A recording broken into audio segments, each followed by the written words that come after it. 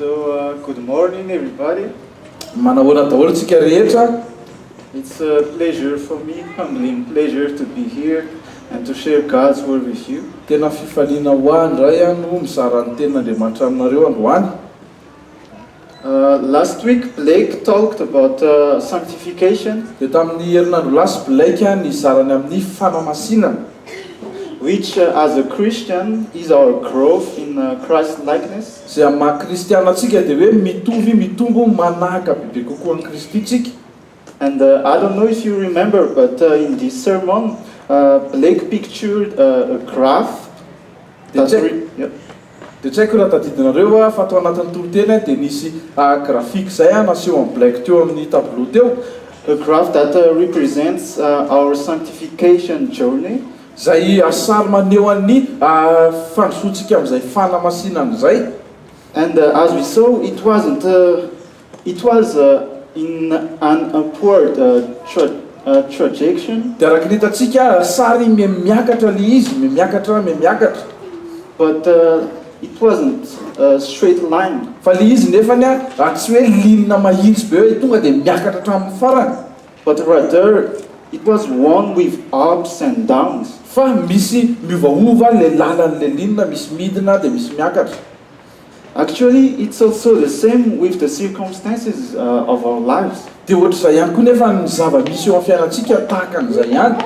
Sometimes things or maybe everything seems great. Indraindray ny zavatra rehetra ohatry ny milamina be daholo. The sun is beautifully shining. Ny masoandro mitaratra tsara, mamiratra tsara. It's not really like that today, but sometimes it's like that. Androany izy aloha tsy tena namiratra loatra fa indraindray izy tena midanika tsara. And in those moments we are really happy. Dia amin'ny fotoana tahaka an'izany tena mahafaly antsika zany. We enjoy life. Tena tiantsika amin'ny fiainana. It's like in the movie The Lion King, it's like Hakuna Matata. Tahaka an'le amin'ny filman'ny Le Roi Lion iny le Hakuna Matata iny. But sometimes, other times, things doesn't go well. Fa indraindray koa nefa tsy mandeha araka ny tokony ho izy ny zavatra rehetra. Suddenly it's cold and it's raining. Indraindray sady mangatsika no mafana be no avy ny orana. Tough times and adversities comes. Dia indraindray mandalo ny fotoan-tsarotra, mandalo ny ady sarotra. And we find ourselves struggling. Dia indraindray tsika sahirana ao anatin'izay. Maybe sad. Indraindray ianao mety malahelo. However, people have their own ways to deal with adversities. Dia kanefa ny olona koa samy manana ny fomba fiatrehan'ny ady izay lalovana. I don't know how you personally, how do you do when you deal adversities, pain? Dia tsy haiko aloha ny ataonao manokana rehefa miarika fahoriana ianao na fanaintainana.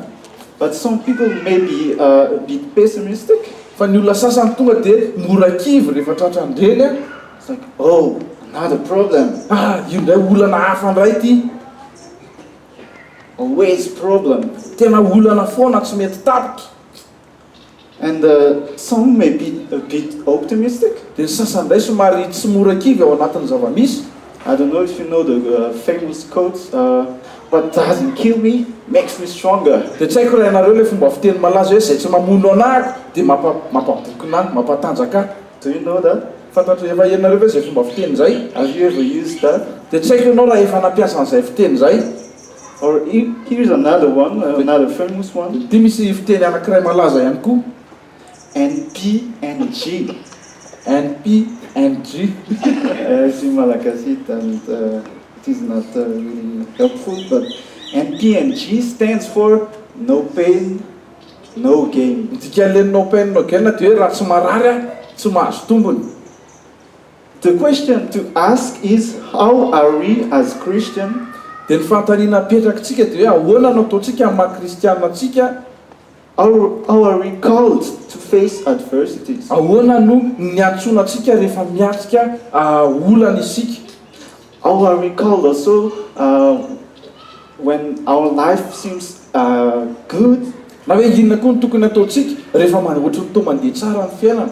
What attitude should we have in ups? Inona ny toetra tokony hananantsika rehefa mandalo fiakarana amin'ny fiainantsika?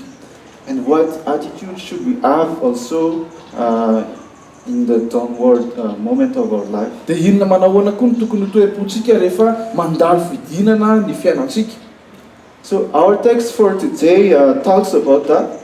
Dia ny soratra masina ho jerentsika androany miresaka momba an'izay, Especially in the person of Paul the Apostle, indrindrindrindra teo amin'ny i Paoly apôstôly, as he presents what makes a true apostle tamin'izy naneho an'ilay inona ny natao hoe apôstôly marina, in comparison with a false, or he calls it a super apostle.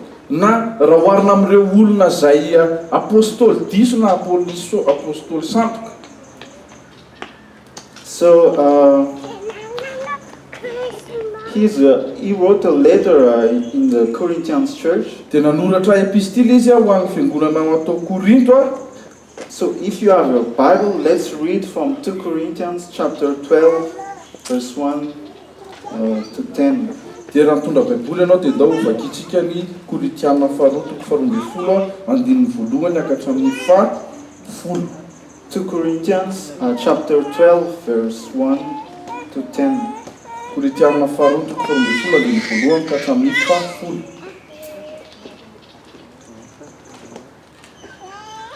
I must go on boasting, although there is nothing to be gained. I will go to vision and revelation from the Lord. I know a man in Christ who 14 years ago was caught up to the third heaven. Whether it was in the body or out of the body, I don't know. God knows. And I know that this man, whether in the body or apart from the body, I don't know, but God knows. This man was caught up to paradise and heard inexpressible things, things that no one is permitted to tell.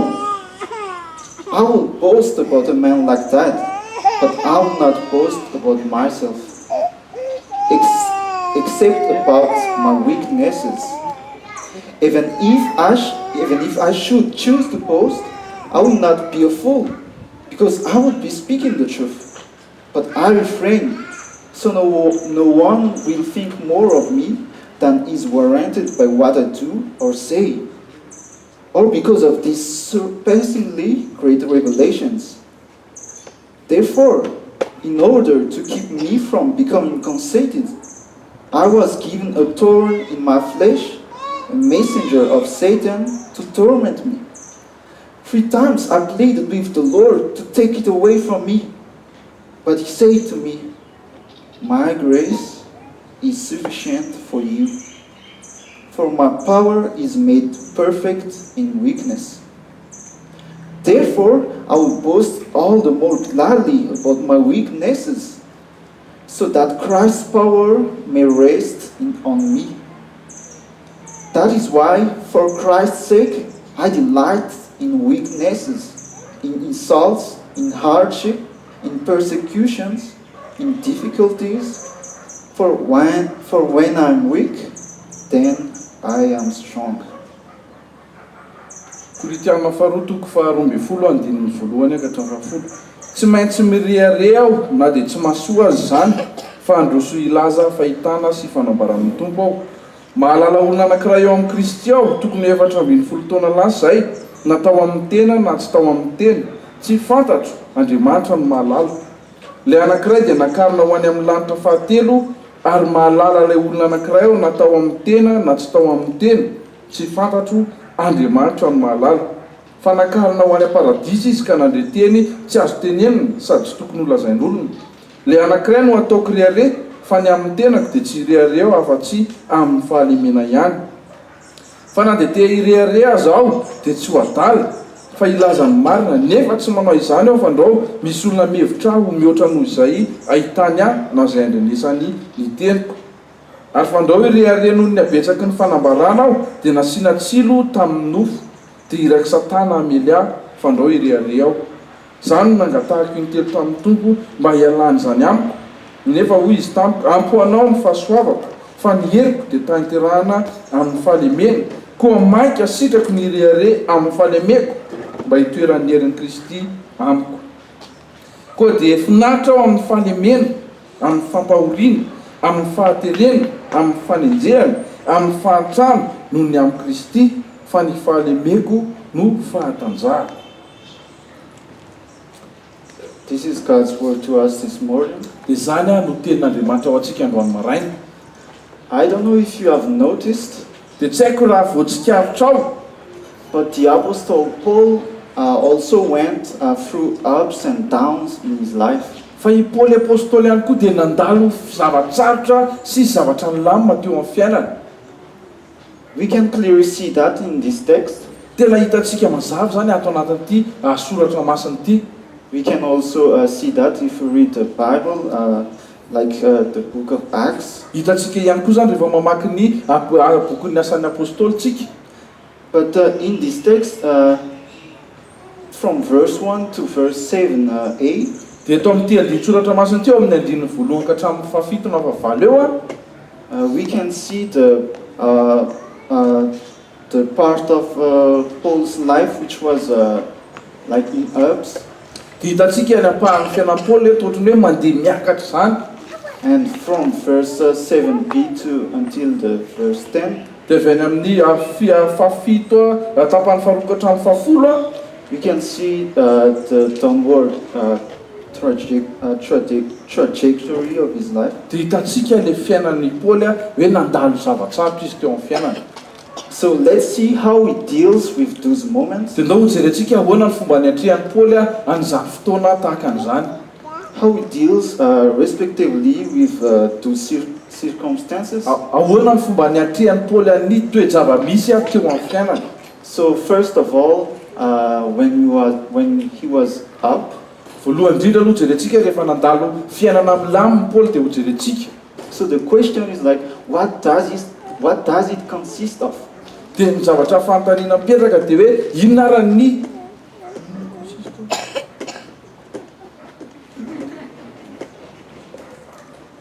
hoe inona zavatra nataony zany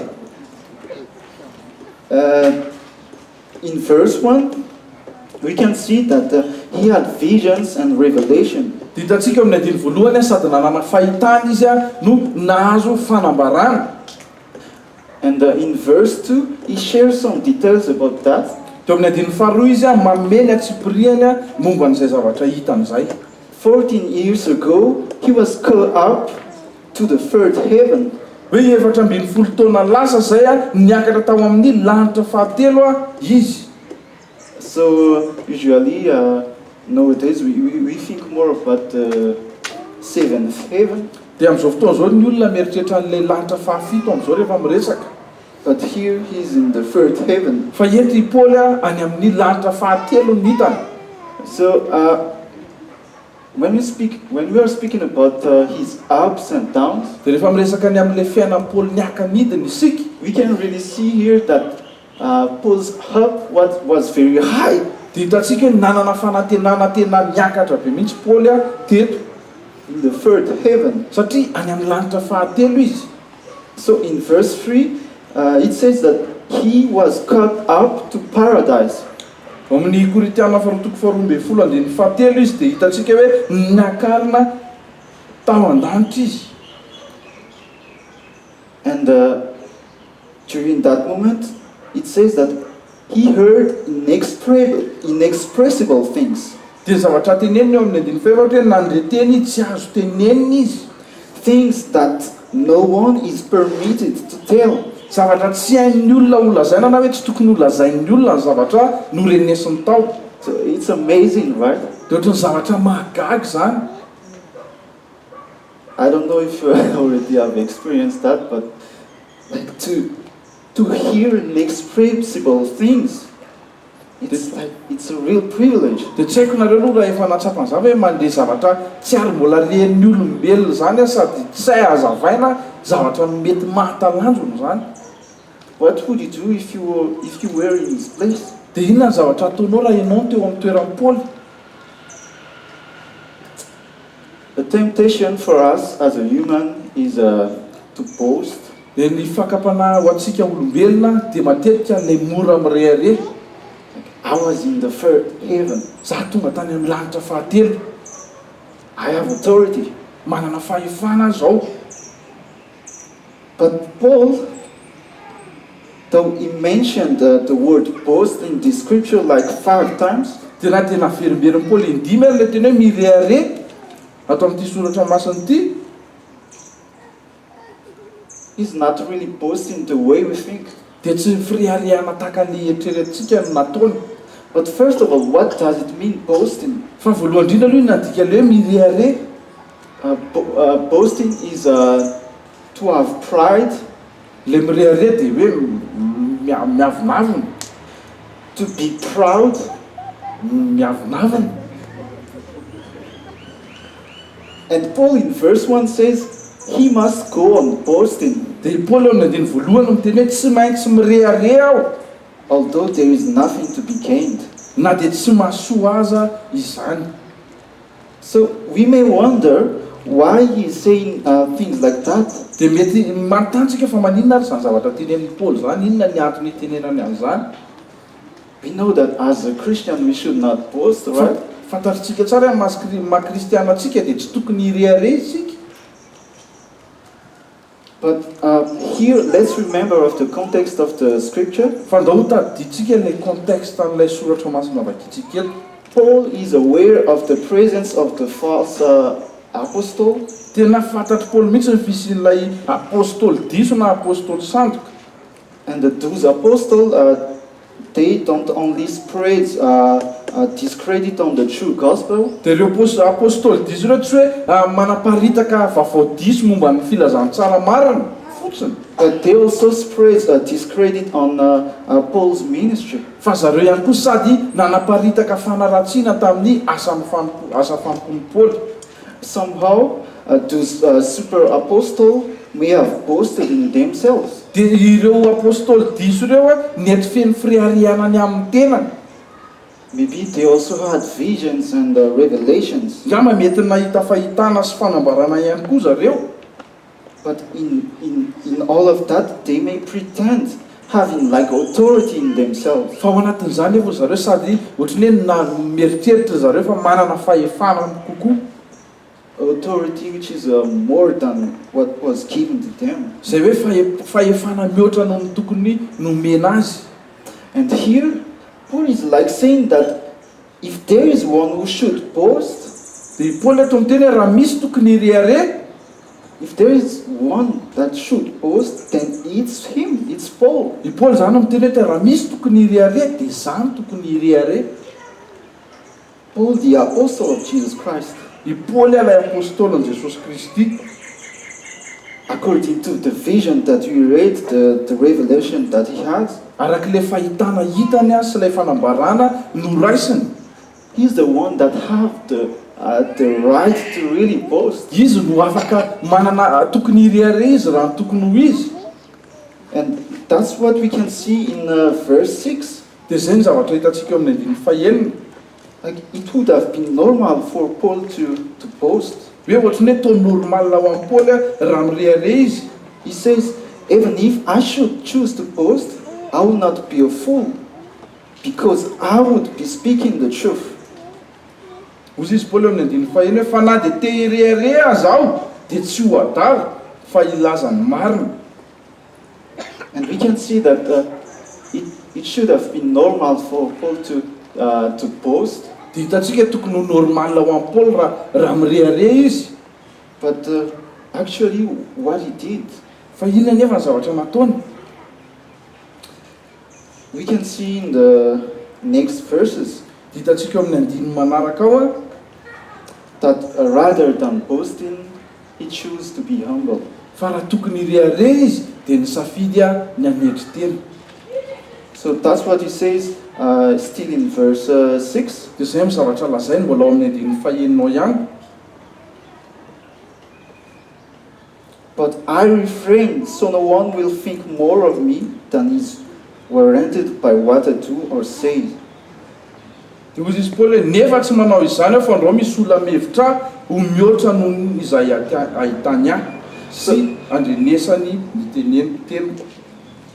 So that's the reason why he chose to be humble. Dia izay ny antony nisafidianan'ny Paoly ny hanetry tena. I don't know about you, but sometimes when we think we have the right to be praised for good things that we have or that we do, dia tsy haiko aloha ny aminao fa rehefa mahatsapitsika hoe mendrika nodiraina kokoa ny amin'ny zavatra ataontsika and that we don't receive that acknowledgement, dia nefa tsy voaray atsika izay fisaorana sy fankasitrahana ataon'ny olona zay a then we don't feel comfortable. dia tsy mahazo aina ianao fa ohatrany somary ketraketraka ianao avy eo When people ignore you, rehefa ohatrany hoe tsy rarahin'ny olona tapika ny zavatra nataonao a it feels like you want to say, don't you know me? ohatrany tetena hoe fa tsy fantatrareo ve zay e But here Paul didn't choose to do that. fa teto nefa Paoly a nisafidy a tsy hanao an'izay He says, I will not boast about myself ozy izy hoe tsy reare ny amin'ny tenako aho except about my weaknesses. afa-tsy ny fahalemeko That's what we can see in verse 5. dia zay ny hitantsika eo amin'ny andininy fahadimy And here Paul sets the contrast. dia Paoly maneho an'le fahasamihafana Some will boast with their strength, hoe ny olona sasany irearea noho ny amin'ny heriny but Paul chose to boast in his weaknesses. fa i Paoly a nifidy a ny ireare amin'ny fahalemena And that also should be the same with us today. dia tokony zany ihany koa ny amintsika androany To boast in your weaknesses. hoe ireare ny amin'ny fahalemenao Well, Paul introduced no from the second part of this text. dia amin'ny ampahany faharohan'ity soratra masina vakitsika teo a dia ampidirin'ny Paoly a ilay ampahany faharoa What does those weaknesses consist of? hoe inona ary ny zavatra resahany zay fahalemeny zay inona ny zavatra mitranga ao So here Paul, here we can see the second how to say, the downward parts of Paul's life. dia amin'ny lafiny ray eto amin'ity ampahany faharoa ity tsika mahita an'ilay zavatra sarotra nolalovan'ny Paoly And in verse 7, amin'ny andininy fafito a it is said that in order to keep me from becoming conceited, I was given a thorn in my flesh, a messenger of Satan to torment me. dia amin'ny andininy fafito izy miteny hoe ary fandrao irearea noho ny abetsaky ny fanambarana dia nasiana tsilo tamin'ny nofo dia iraky satana amely aho fandrao irearea aho There are actually many debates on what was that thorn in his flesh. dia betsaka ny adevitra manoloana n'ilay tsilo a teo amin'ny nofon'ny Paoly io Some would say that it was his sickness of his eyes. dia ny olona sasany teny hoe nisy aretina teo amin'ny masony teo a That after having, after like you know the story of after he met Jesus ry hoe tahoarina le izy niona tamin'i Jesosy tany Damaskosy iny a and he was blind, dia hoe jamby izy avy eo then it should have been effect of that blindness. dia mieritreritra ny olona sasany mety vokatra izay fahajambany zay a le izy And there are many suggestions also, but we don't know really exactly what was it about. dia betsaka ihany koa ny hevin'ny olona sasany fa tsy fantatritsika marina hoe inona lay tsilo manindrona ny Paoly io But what we know is that it is something very hard for him to bear. dia fa ny zavatra fantatsika sy azo antoka nefa dia hoe zavatra sarotra hoentina zany tsilo niatra taminao zany A deep pain nisy fanaintainana lalina tao that made him complain. izay mety natonga anazy nisy taraina nataony And a deep pain that maybe, I don't know if I've ever felt that, but like when you are so in pain that you don't see anything good anymore in life. tena hoe marary le izy dia tsy haiko aloha nareo raha efa natsava zany hoe nisy fanaintainana dia ohatrany tsisy zavatra mangirana mihitsy a eo amin'ny fiainana vokatra le fanaintainana And the level of that pain is portrayed in his words.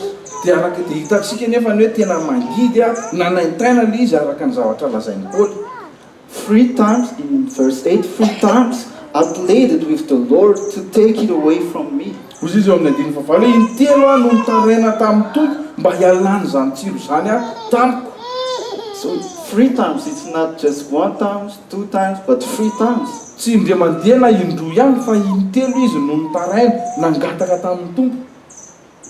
And he really pleaded with the Lord. Tena hoe nangataka tamin'ny tompo izy.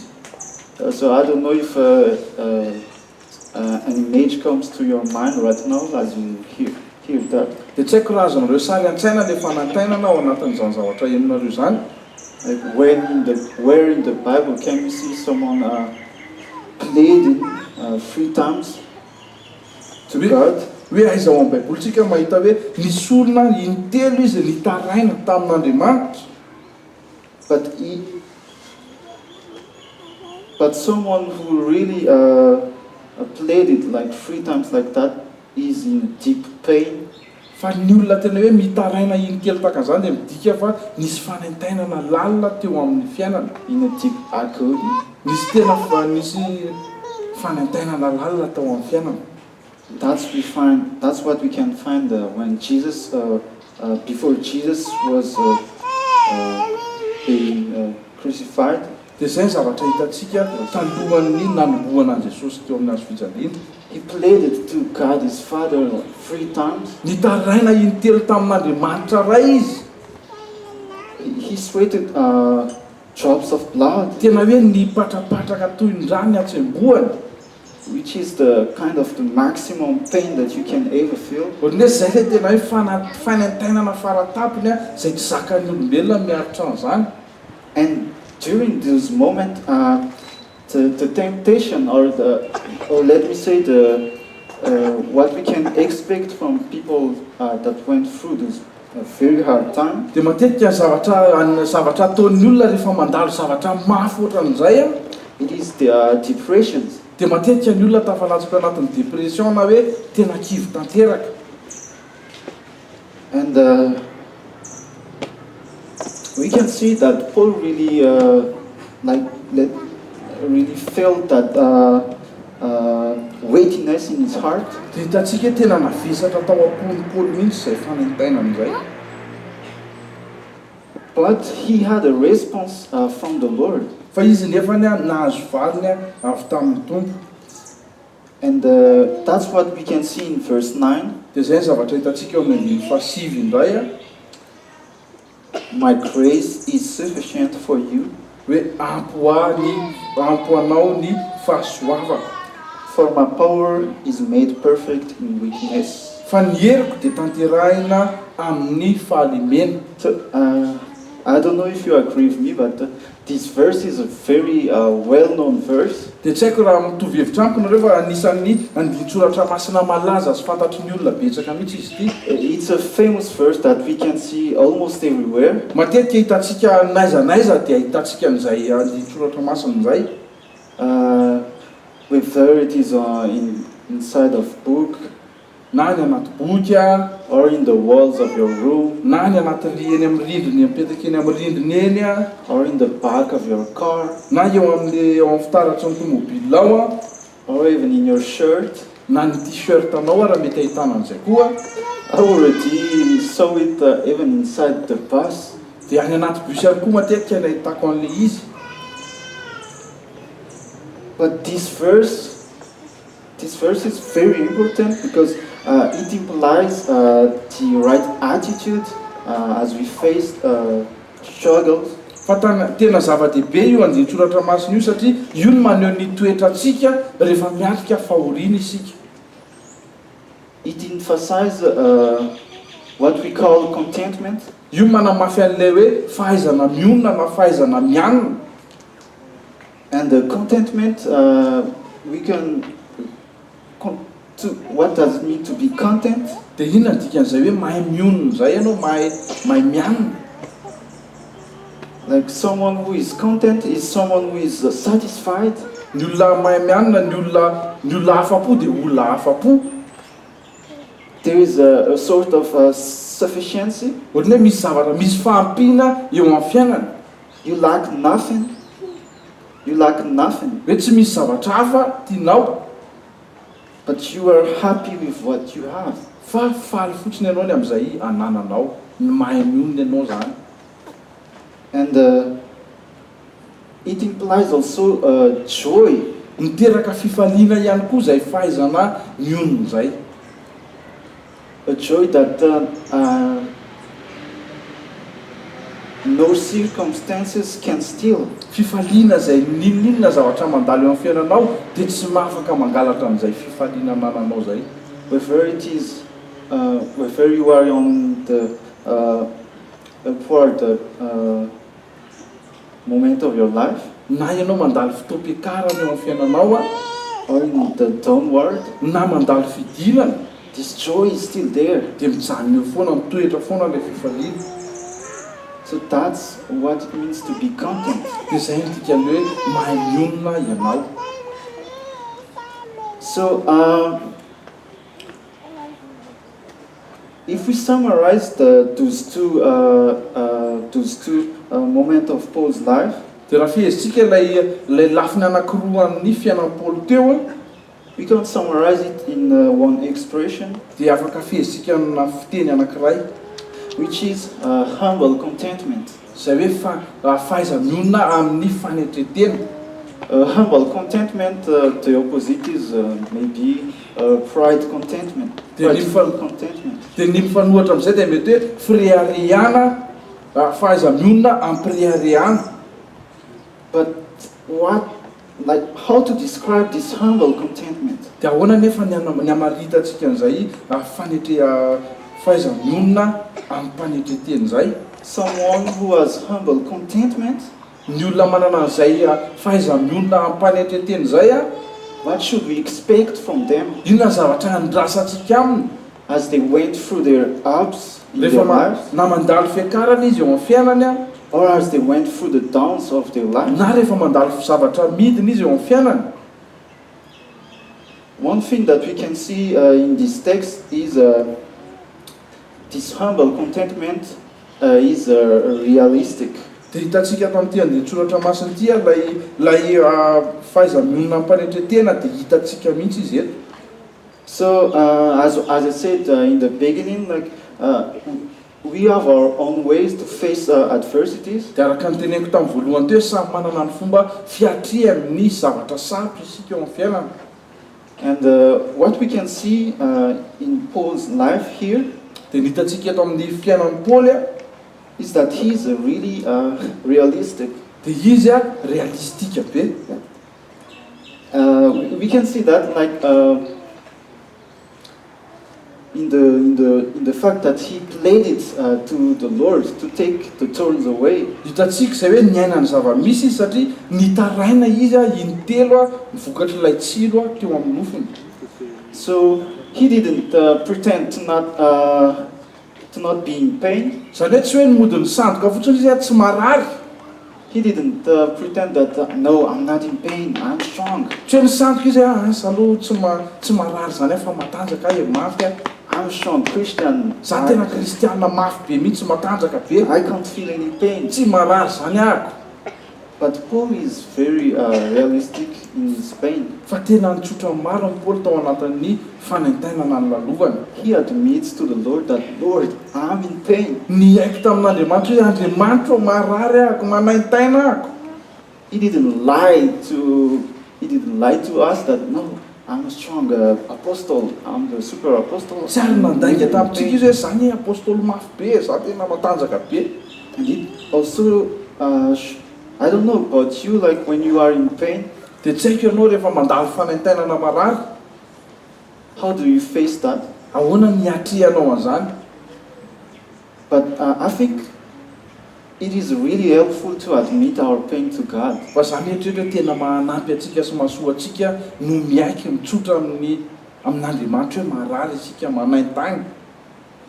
For us to be freed from that, like we need to acknowledge that before God. Mba ahafahantsika hatsapa tena ho afaka tsara ao anatin'izay, mila miaiky eo anatrehan'Andriamanitra tsika.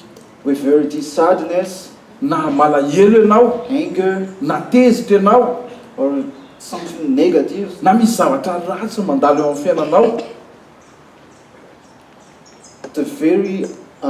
the best way we can deal with that is to acknowledge that to God. dia ny fomba tsara indrindra hiatrehantsika an'izay dia miaiky eo anatrehan'Andriamanitra.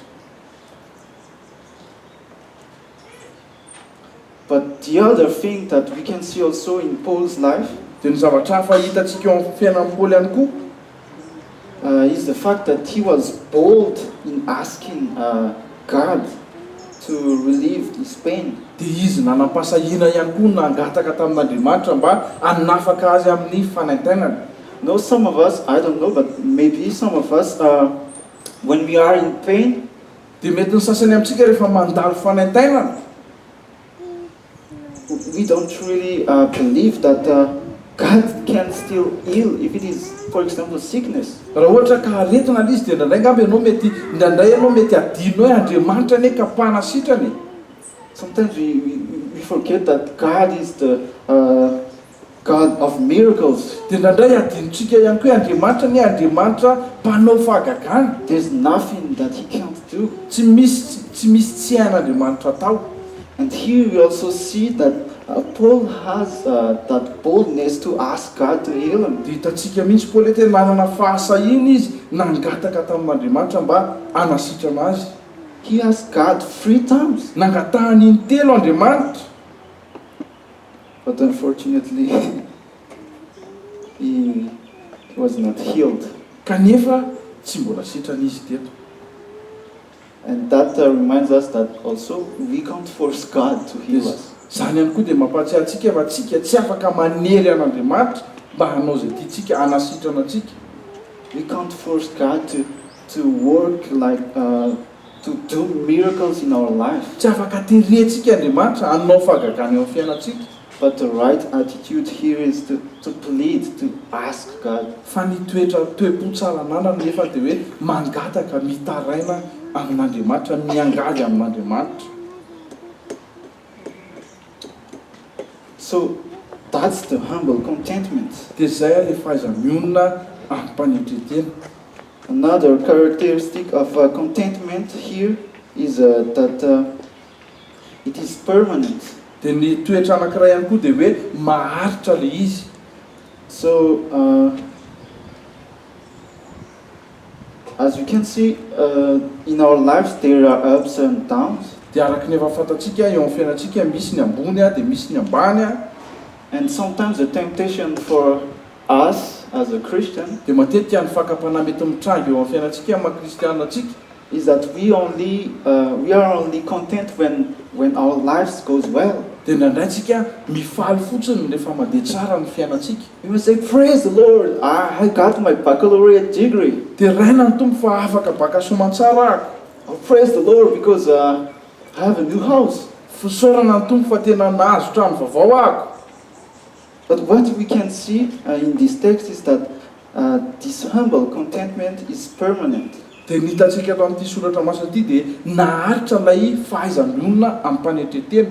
And in a sense, to be content may implies 2 things. dia mety misy zavatra roa teraka ilay hoe mahay mionona. So the first thing is like when the first thing contentment does is dia ny zavatra anankiray ataon'ny fahaizam-mionona, like, for example, if you want to eat something, ohatra hoe raha te hihinana zavatra anankiray ianao, then you limit yourself not to eat that much. dia mifehezinao ny tenanao tsy hery hihinana be loatra. Like, you limit yourself not to have more than what you deserve. Ohatran'ny hoe fehezanao ny tenanao mba tsy hihinana mihoatra an'izay tokony hohaninao. For example, if you already have, like, let's say, 5 shoes. 5 shoes. Raha efa manana kiraro 5 ianao ohatra. One that you wear on Monday, one that you wear on Tuesday, and so on. Kiraro anaovanao latsinainy, talata, samihafa zany kiraronao isan'andro. And if you still want another 5 ones, dia mbola mitady anaky 5 hafa ianao anefany. so that may be in contentment. Mety zay zao mety hoe tsy fahaiza-mionona, tsy mety afa-po ianao. But the other aspect of contentment is like when you face adversity. Dia ny zavatra anankiray ihany koa raha ohatra ianao miatrika zavatra sarotra. So it's not only when your life goes well. Le fahaiza-mionona zany tsy hoe rehefa mandeha tsara fotsiny ny fiainana fa na mandalo zava-tsarotra ianao dia mahay mifaly. Yes, especially But especially when we go through hard times and adversities in your life, ary indrindra rehefa mandalo zavatra sarotra eo amin'ny fiainana ianao, are you still content? mbola faly ve ianao amin'izany? Do you still praise the Lord? Mbola feno fiderana an'Andriamanitra ve ianao? So that's the humble contentment. Dia izay a le fanetretena fahaizam-monina amin'ny fanetretena. So, I don't know, but sometimes, for example, this quote, like, what doesn't kill me makes me stronger. Dia tsy haiko aloha nareo amin'ilay fomba fiteny an'ilay hoe izay tsy mamono anahy dia mampatanjaka anahako. Sometimes in life, you face very hard things that you can't bear. Indraindray ianao mandalo zavatra tena tsy vitanao miafika azy eo amin'ny fiainana. But the contentment is there. The other aspect of contentment, the deep level of contentment, is like you should be satisfied even in those hard moments. Dia le zavatra teraka ilay fahaiza-monina le ampanetretena dia hoe na dia mandalo zavatra sarotra ary ianao dia mahatsapa tena afa-po hatrany. But as a simple human, it's not possible. Fa maha-olombelona tsotra tsika nefa ny sarotra be le izy. How can you be content when you are facing like an incurable disease? Ahoana no ahafahanao hoe mifaly ianao na manana misy aretina tsy mety sitrana eo aminao ohatra? It is not possible. Zavatra sarotra izany. But in this text, it is said that it is actually possible. Fa eto amin'ity soratra masina ity nefa dia miteny izy hoe zavatra azo atao tsara izany. And that's what we see in that famous verse. Dia izay ny zavatra hitantsika eo amin'ilay andinin-tsoratra masina malaza be iny a. It is only possible in Christ's grace. No ao amin'ny fahasoavan'Andriamanitra irery ihany no ahafahanao mahay mifaly n'inona zavatra mitranga eo amin'ny fiainanao. So only in Christ's grace we can be content in every situations of our life. Eo amin'ny Kristy, fahasoavan'i Kristy irery ihany no ahafahanao manana fifaliana n'inona zavatra lalovanao eo amin'ny fiainana. Only in Christ's grace you can boast even in weaknesses. Ao amin'ny fahasoavan'i Kristy ihany no ahafahanao mirehare na dia ao anatin'ny fahalimena azy.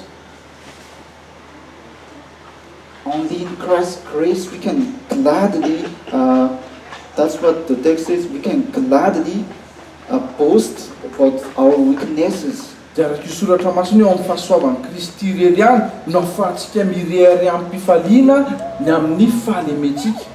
So that Christ's power may rest on us. Mba ahafahan'ny herin'i Kristy mitoetra ao amintsika.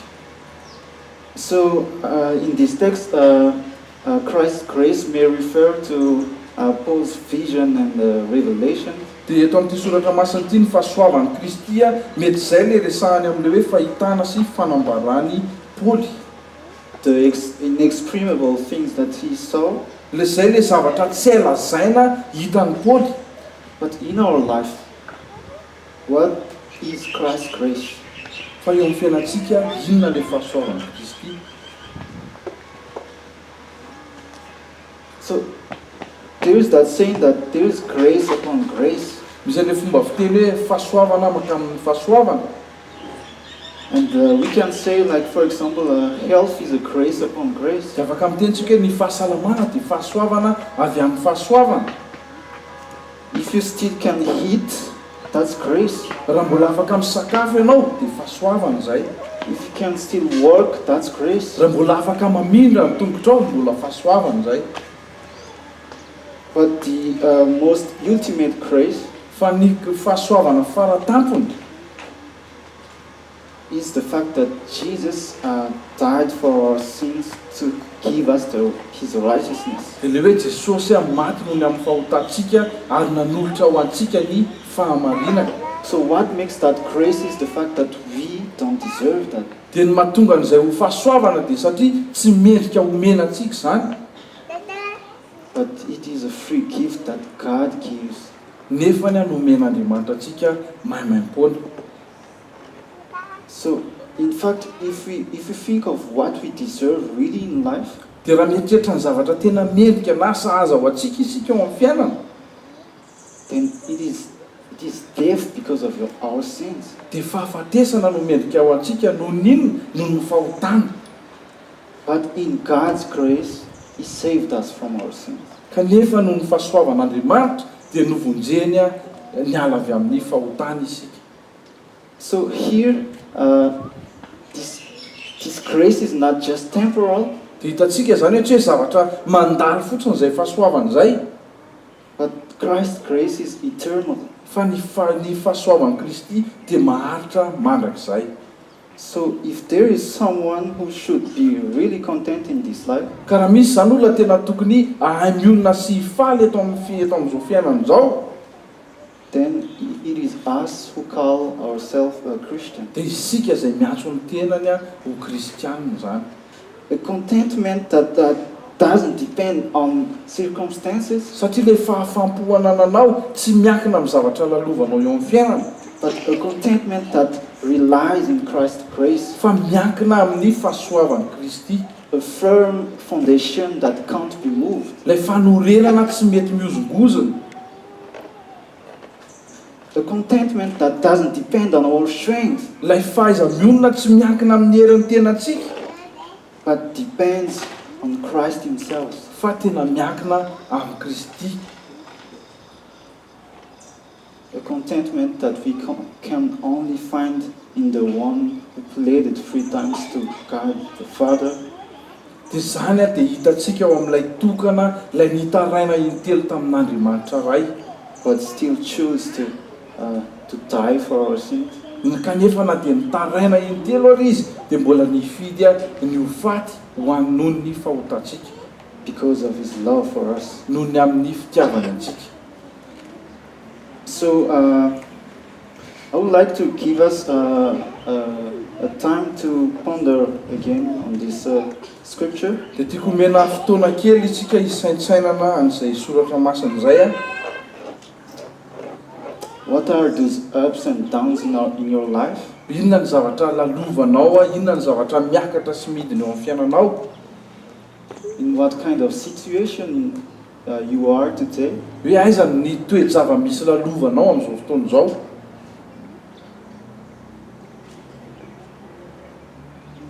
Do you want to feel that peace from the contentment in Christ's grace? Tianao ve ny atsapan'izay fiadanana tonga avy amin'ilay hoe fahafahapo noho ny fahasoavan'i Kristy izay? Do you want to feel that joy from Christ? Tianao ve ny atsapan'izay fifaliana avy amin'ny Kristy zany? A joy that transcends everything? Fifaliana izay mihoatra noho ny zavatra rehetra. Sometimes in our life, like as I already said, sometimes we face really something hard. Indray tsika eo amin'ny fiainantsika miatika zavatra tena sarotra. And I don't know if you have already done like this, Dia tsy haiko ianao raha efa nanao tahaka an'izao. but sometimes when I see people like in pain, in deep pain, Fa nandray rehefa mahita olona tena mandalo fanaintainana lalina ianao for example, a blind beggar, ohatra hoe mahita jamba mpangataka ianao, and sometimes we may wonder, why should we live again? Is there still a reason to live? dia nandray tsika mametra-pantanina raha mbola antony mbola hivelomany io, mbola misy antony ve, mbola misy ilana azy ve? Sometimes when I think of myself, like one day, if I get blind, would I still have the desire to live? Nandray zany rehefa mieritreritra hoe raha sanatry lasa jamba any ariana any, mbola manam-paniriana no hivelona ve zaho? If, I don't know, for example, if I have an accident and I can't really walk anymore, would I still have the desire to live? Raha tsy afaka mandeha tsony any ariana any, mbola te ho velona ve zaho? Would I still have that contentment? Mbola hanana izay fahaiza-mionona izay ve zaho? And personally, the scripture reminded me that Christ's grace is above all pains. dia ho anahy manokana nampatsiahana ahy le soratra masina teo hoe mihoatra lavitra ambony lavitra noho ny fanantenantsika ny fahasoavan'i Kristy. He is the one that already took our pains. Izy ilay tokana nitondra ny fanantenantsika. And in Him we can only find this desire, this joy to live. Dia ho aminy no ahafahantsika manana an'izay faniriana, fifaliana ny amin'ny fiainana izay. Whatever we may face in this life, Ninona zavatra lalovanao eo amin'izao fiainana izao, in Christ's love we are blessed. dia noho ny fitiavan'i Kristy dia notahina isika. And I would like to give us a moment to pray and to maybe if you have ever felt something like that, like for example, I don't know, maybe if you have ever feel like you can't really live if this part of your life will be taken away.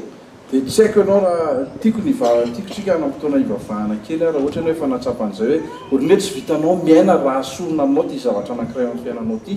Let us think about that, whether it is a person, dia ndao hieritreretsika izay na olona io a, whether it is our health, na ny fahasalamantsika io a, whether it is our job, na ny asantsika io a, our house, na ny tranontsika, our loved ones, na ny olon-titsika,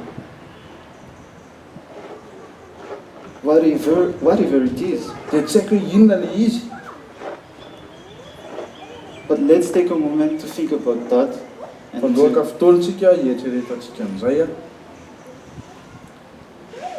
and to really pray to God that He may reveal the greatness of His love for us.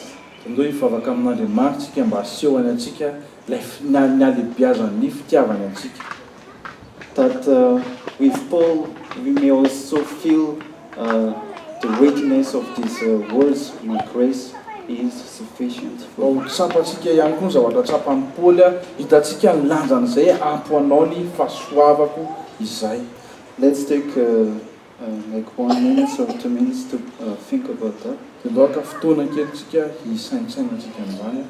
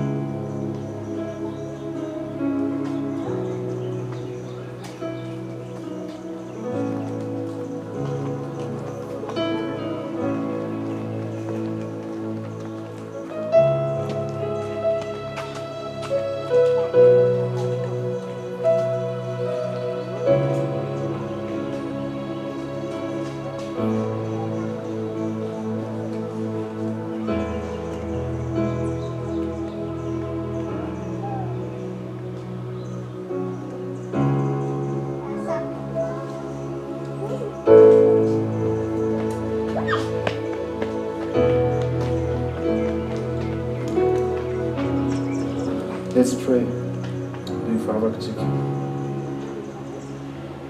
Our Heavenly Father, we want to thank you. Andriamanitra ray eo dia isotranao zahay.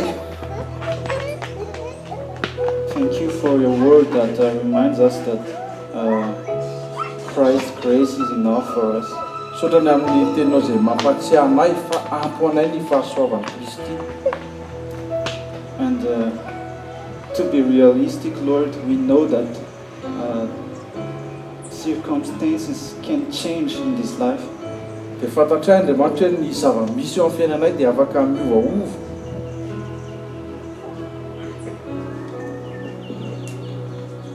In In a moment, our life can really drastically change, afaka miova tampoka amin'ny fiainanay, but we acknowledge that you are still in control, Lord. fa te anaiky zay Andriamanitra hoe ianao a mifehatra ny zavatra rehetra. As you said,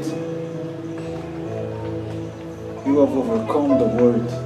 Araka ny teninao Jesosy hoe ianao efa naresy amin'izao tontolo izao. I pray, Lord, that you reveal to ourselves the areas of our life Dia mivavaka Andriamanitra mba ianao no aneo eo amin'ny fiainanay a, mba misy lafiny eo amin'ny fiainanay. those areas, Lord, that in which we still not trust you, Ilay lafim-piainanay izay indraindray mety mbola tsy matoky anao izahay ao anatin'izany a, whether it is about health, na ny amin'ny fahasalamanay zany a, about finances, ny amin'ny ara-bolanay a, about love. ny amin'ny fitiavanay a. May Lord reveal us those areas that in which we still searching for other ways to fulfill. Toekanao Andriamanitra no aneo aminay a, raha mbola misy lafiny amin'ny fiainanay hoe miezaka izay mitady fomba hafa hanenona ny banka. Help us, Lord, to realize that whatever things that we have, Ampio izay Andriamanitra fantatra fa ninona zavatra nananay, nothing can satisfy us. dia tsy misy afaka manome fahafampo anay. We can only find eternal satisfaction in you, Jesus. Ao aminao rery ihany Jesosy no ahafahana mahazo fahafampo maharitra mandrakizay.